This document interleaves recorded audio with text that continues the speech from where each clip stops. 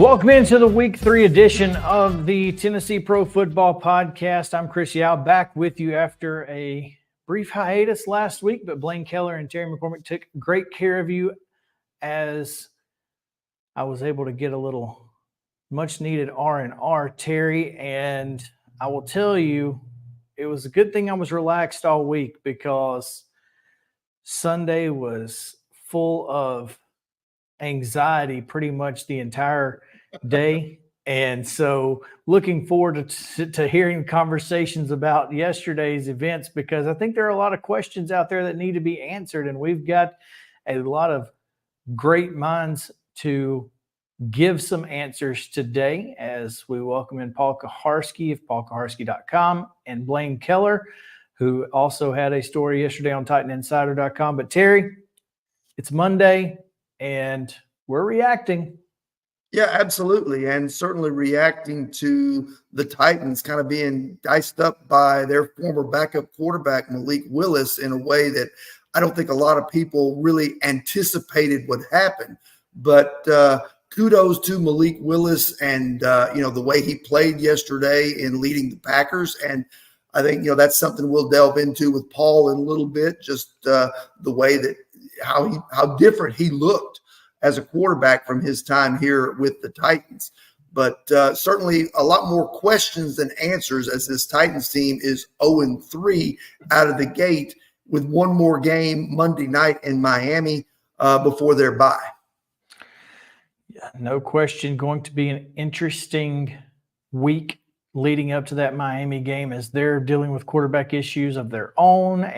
But hey, apparently backup quarterbacks are not a problem if you're the Tennessee Titans. So yeah, Miami's looking good right now. And so we'll get to talking about that. We'll get to talking about yesterday as well. All of that coming up on the other side of a quick break here on the Tennessee Pro Football Podcast. Blaine Keller and Paul Kuharsky join us on the other side. So stick around right here. We'll be right back on Main Street, Nashville.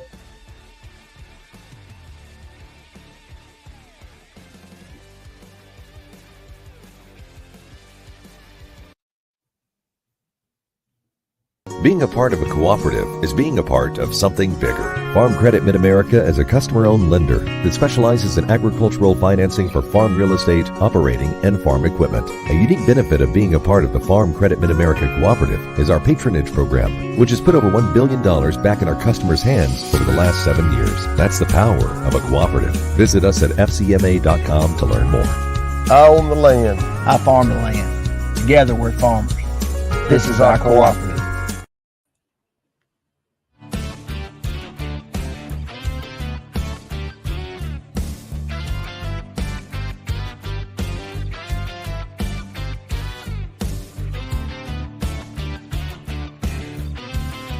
Blaine Keller, Terry McCormick, and Paul Kuharsky now joining you on the Tennessee Pro Football Podcast here to break down and recap what went wrong last night.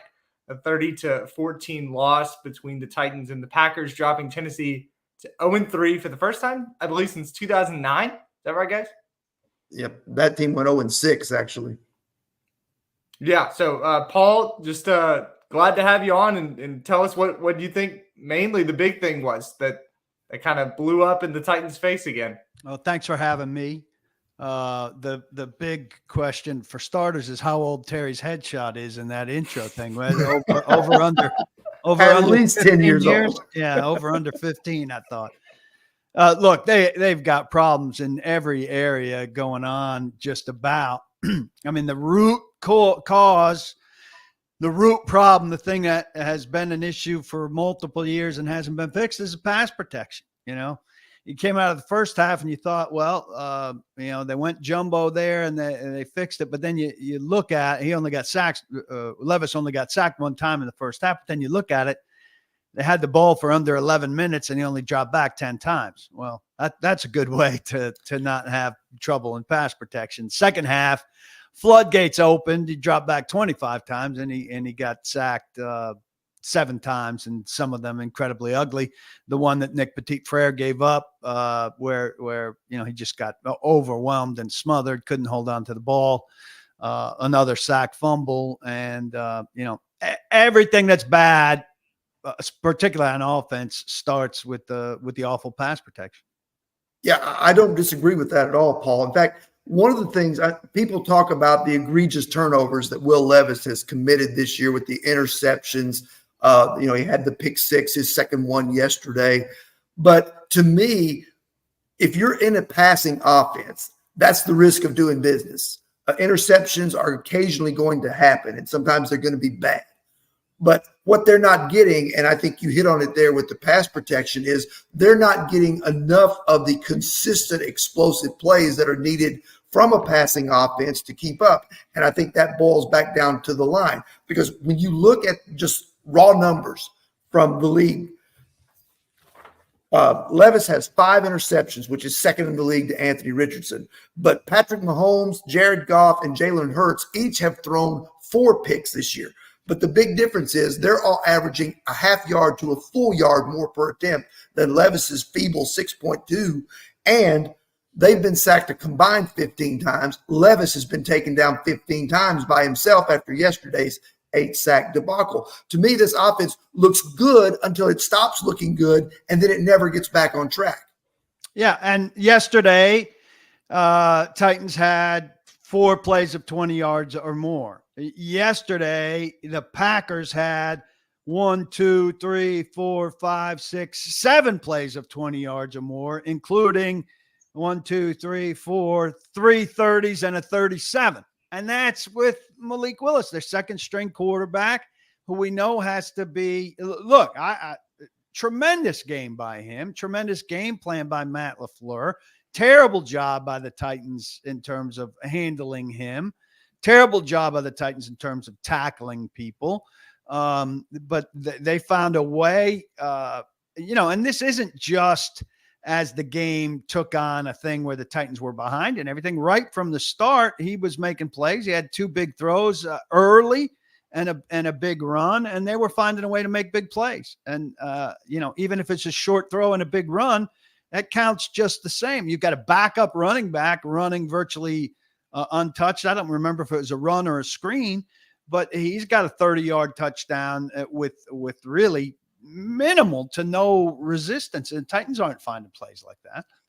Yeah, I mean, that's exactly it. And, you talk about, Malik Willis, it really kind of falls to me. It's an indictment of not of maybe the current coaching staff, but certainly the previous coaching staff.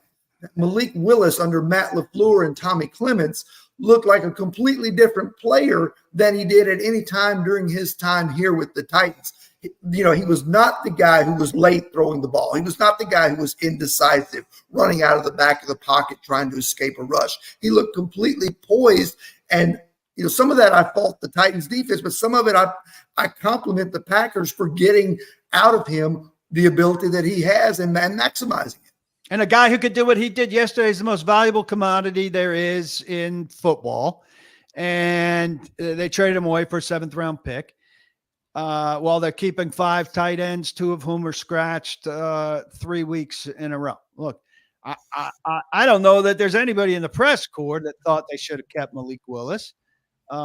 His growth curve with them was very poor. Yes, he got better, but better than terrible. Callahan is a good offensive coach. It hasn't shown yet, but it's too early to say he's not going to be one. And they didn't consider him good. Neither did Mike Vrabel, Tim Kelly, Todd Downing. Now he's in his 3rd year, so he's had time to get better and all of that. And I'm not convinced that Malik Willis is going to be good. I think teams will see film of this stuff, and if and when he's got a chance to play again, will do a far better job defensively. But even if he's a backup who's capable of doing something like that, that's a commodity you want, not a commodity that you get rid of for a 7th-round pick in order to keep a 5th tight end. And so it's very, just in losing a game to him, you blew it with that roster move. Malik Willis has go ahead, Blaine. 27 days on Green Bay's roster. Malik Willis has, and in his second start with Green Bay, career high in passing yards, 202, career high in rushing yards and 73, career high in touchdowns. I don't think anybody could have expected that kind of performance, especially with what Green Bay showed out of him last week against Indianapolis. No, I mean, as Titans certainly didn't expect it. I wonder if there was an element of them not expecting it that played into this game in terms of the tackling effort and all of that. But at some point, you got to wake up to the fact that, all right, maybe we didn't expect this out of him, but now he's giving it to us and we got to crank it up. And I thought Ernest Jones, who's got a chance to become a defensive spokesman for this team, and I'd like to quickly see replace Jeff Simmons as a chief defensive spokesman, which, look, they don't get to choose who the spokesman is. We do. And so I'll go to Ernest Jones ahead of Jeffrey Simmons. But he said, look, that defensive rating was BS. It didn't mean anything. We play good defense when it's unimportant, and we don't play good defense when it's important. And that certainly was the case in this game. It was the case with the Jets' game-winning drive a week ago. And they don't take the ball away from anybody. So, look, the primary problems are on offense, but the defense has been overrated by playing two not great offenses and didn't play big when it mattered against the Jets. And then you get a break against a backup quarterback and you don't play well against him at all. Look, I'll say this too. You're talking about the defense and the breakdowns that they had yesterday. And we've all talked about the lack of turnovers that they've been generating. But other than the Bears game where there were some balls tipped into the air that they weren't able to come down with, this defense has really not even been in position to force turnovers, to get in the position to, tip a ball in the air or to force a fumble. It seems like they're just in position to make the tackle, and then that seems to be good enough so far for them until yesterday when it all just kind of came unraveled. And Kenneth Murray, 2 sacks yesterday, but and Jeffrey Simmons had one, but you'd like to see more of a pass rush. They didn't have that many chances because he didn't drop back that much, but the defensive front not influential enough in games so far. You think that's the biggest kind of tell of not getting a takeaway to this point, is that there just hasn't been enough pressure on that defensive line? It's just not enough plays. I mean, it doesn't have to be against the quarterback. You can make plays against whoever has the ball, and they just don't make plays against the ball enough, and Denard Wilson is preaching that, but it's not happening. So I don't know. I think it's a lack of mentality and execution combined so far. They always talk about it coming in spurts. I don't want to hear the cliched talk about it coming in spurts. I need to see something. I don't disagree with that at all. Let's flip the script and talk about the offensive line, because Bill Callahan was brought in to try and fix the mess that he inherited. They went out, they signed Lloyd Cushenberry, which everybody thought was a pretty good signing. They drafted J.C. Latham. They're flipping him, trying to make him a left tackle. So far, the results have seemingly shown some improvement week to week, but the right side of the line, which looked pretty good against the Chicago Bears in the opener, all of a sudden is a sieve, and it's just not getting the job done. Now they're throwing the right tackle position back open, saying that Jalen Duncan or maybe even John Ojukwu is going to get in that mix.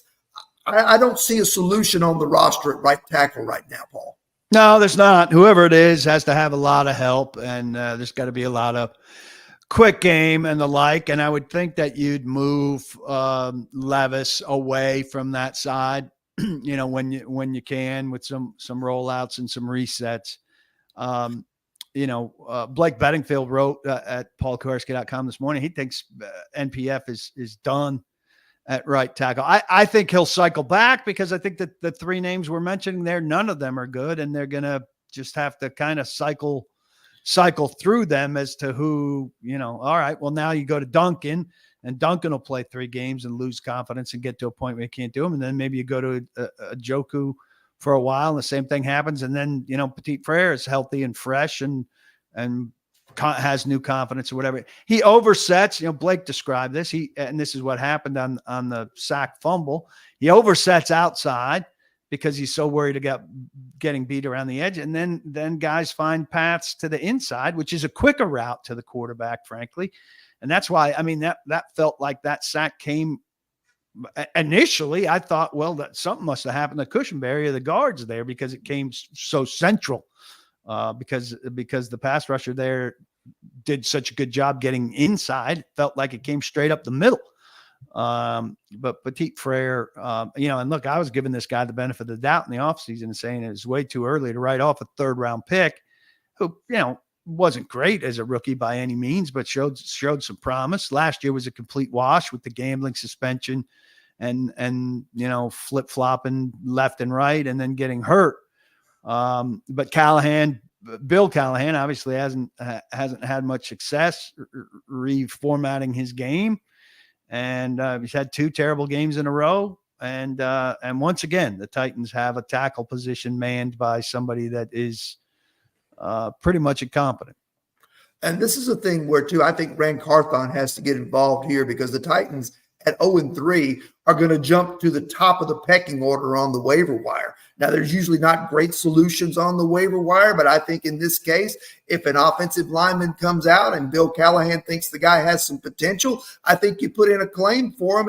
And even maybe Carthon gets on the phone and says, hey, what would it take for this guy or that guy, that's maybe not playing somewhere else that maybe could have an opportunity here. I think you have to look for in-season solutions, which is not a great option to try and improve this position because I don't see it on the roster. Yeah, I don't see it coming on the waiver wire, but I see, and this is something that they did not do last year, and I don't anticipate them doing this year. There's got to be a tackle prospect, 16 times 32 practice squads. There are probably 2 tackles on every one of those practice squads.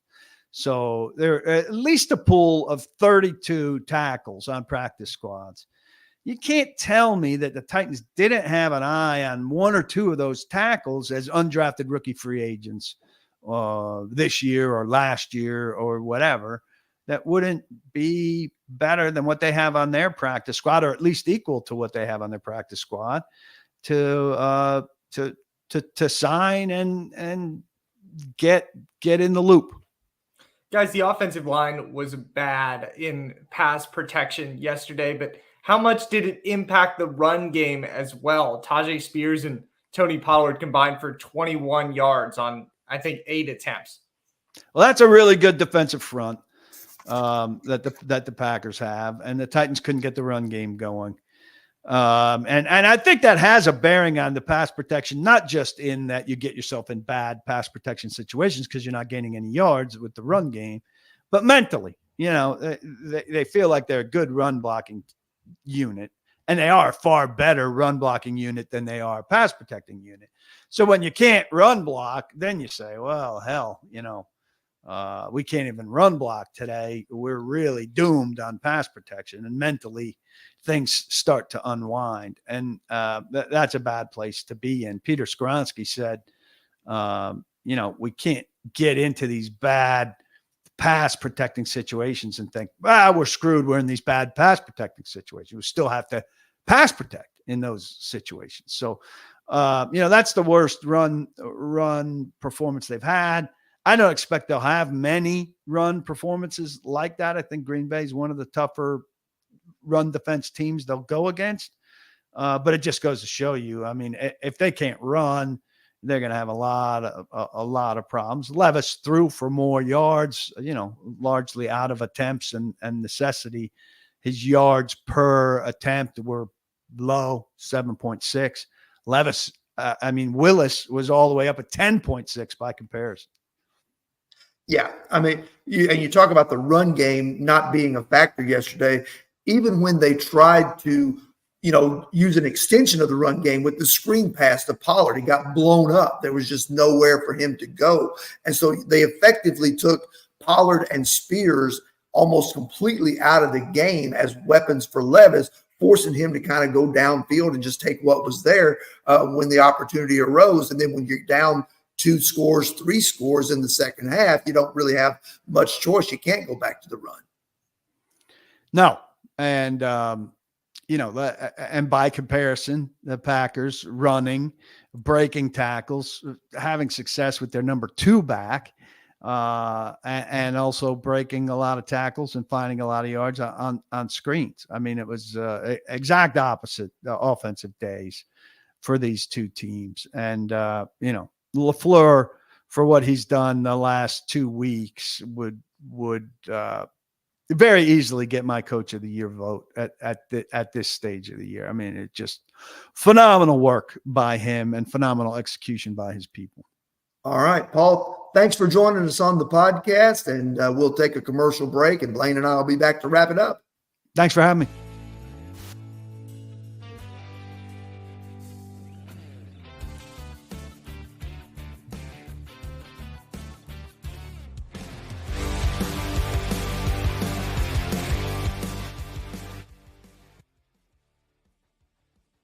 He shoots, and he scores!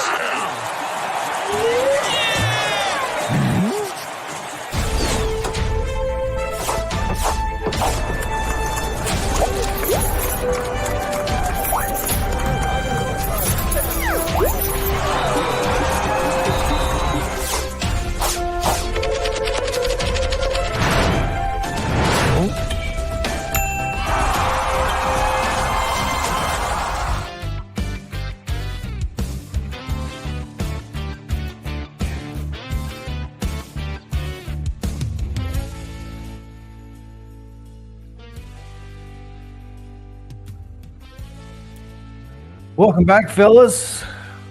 That was an interesting segment there by Paul Kuharsky, and always interesting to get his takes on some things. So I really enjoyed that segment. I know you guys did too. We've got a few minutes left here, and if we have some time, we'll get to a conversation that Terry had yesterday as well. But before we do any of that, we need to get to the stat stuffers and the stock report. Terry will start with stat.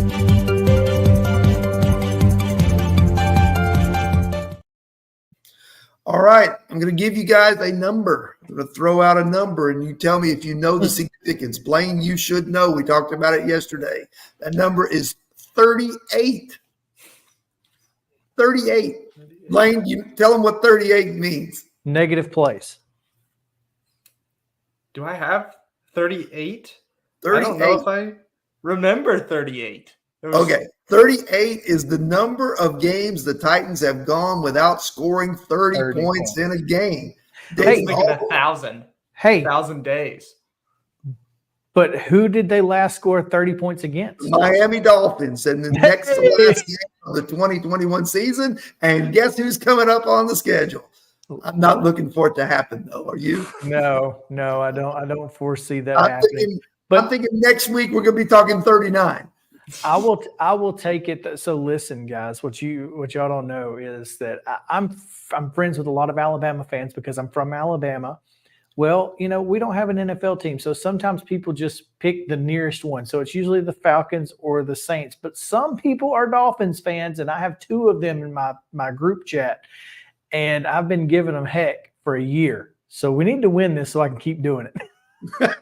Well, it's it'll be over 1,000 days. I knew that one coming in since the Titans have scored over 30 points. And Terry, you mentioned this in the press box after the game. There's no way of knowing this without really diving into stats on each team, but it feels like that has to be an NFL record.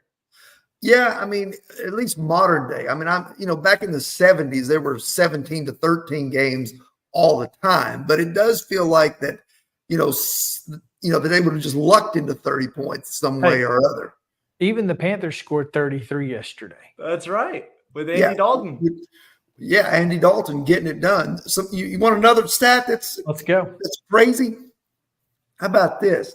The Titans have not scored a single point in the fourth quarter this year. Mm. And that actually dates back to Christmas Eve of last year, the last time they found the end zone or even kicked a field goal in the fourth quarter of a game. That's 5 straight games.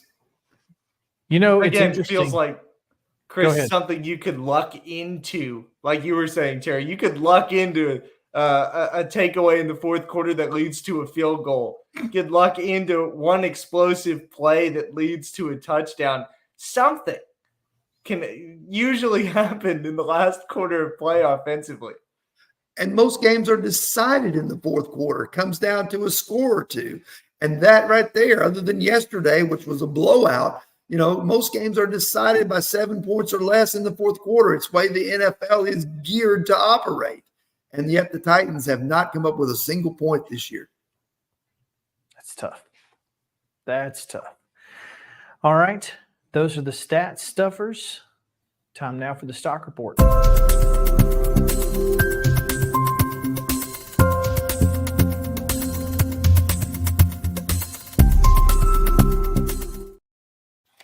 All right, stock up. I'm going to go with DeAndre Hopkins, who finally got into the flow of the offense yesterday, looked really good, showed that a 32-year-old receiver still can be a focal point of the offense when called upon. He's really about the only guy that I can say stock up for, because everything else just kind of went to crap yesterday. Stock down, I'm going to go obviously with the offensive line, Nicholas Petit-Frere, with the misgivings that he had yesterday. I'm going to go with the entire defense for allowing Malik Willis to look like the second coming of Lamar Jackson and just run and pass all over the Titans defense. And then third, and I'm about it, and I think most fans are about at their wits' end with this guy, Treylon Burks. It's time to give his reps to Nick Westbrook-Akina and move on.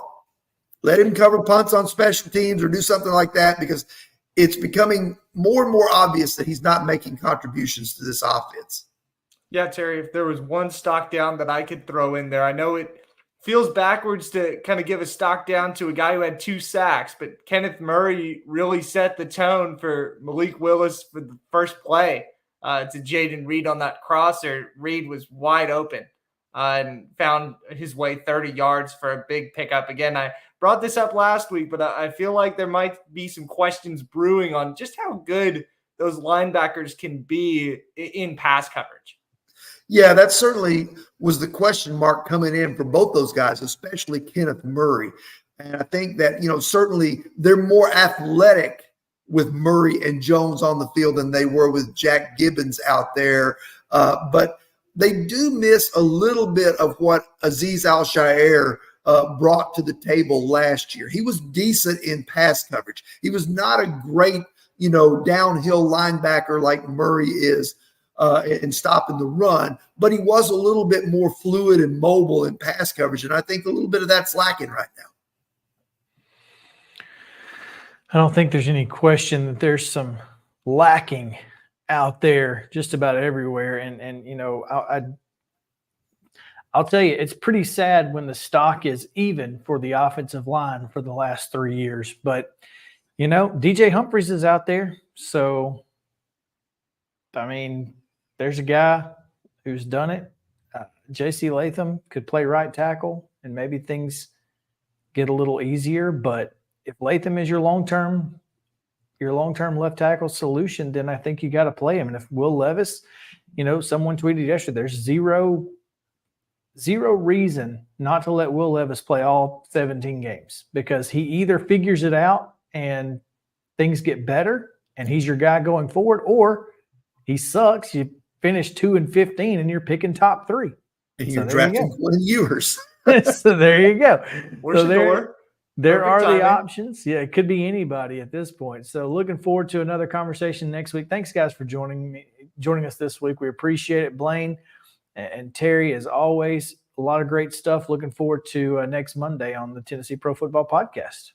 All right.